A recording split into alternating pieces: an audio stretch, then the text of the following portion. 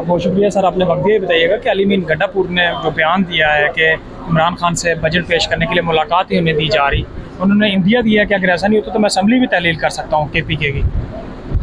अली अमीन साहब chief minister हैं। मैंने रात को मैसेज सुना है।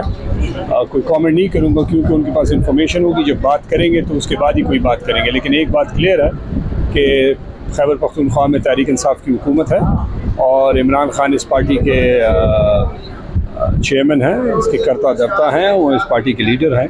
तो जिस तरह बाकियों से मुलाकातें होती हैं और लीडरशिप एक्सप्लेन करती है और गाइडेंस देती है, इसी तरीके से इधर भी होना चाहिए। तो अगर नहीं मिलाने देते तो ये PDM की हुकूमत और इनकी कमज़ोर पन खौफ है इमरान खान का। मतलब आप कब तक ये सारा ड्रामा करते रहेंगे?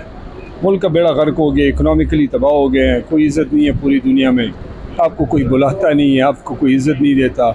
इस पार्लियामेंट में मेजॉरिटी लोग जो हैं वो फॉर्म 47 की हुकूमत हैं जो लोगों को रिप्रेजेंट ही नहीं करते। तो इधर तो अंदर कोई ऐसा प्लान नहीं है। बजट भी उठा के देख लें गरीब बंदे के लिए।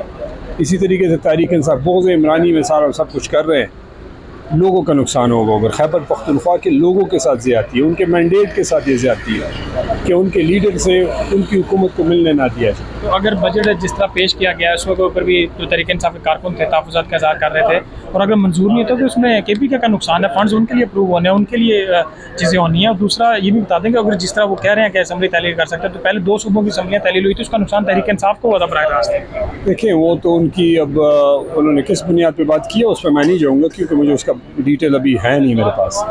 दूसरी बात यह है कि आप कह रहे हैं कि लोगों का नुकसान होगा, तो जो नहीं मिलने दे रहे उनको ये एहसास होना चाहिए कि ये मैंडेट जो है लोगों ने उनको दिया है, किसी और ने नहीं दिया। वो फॉर्म 47 की पैदावार नहीं है, वो रियल मैंडेट उनके पास लोगों का है।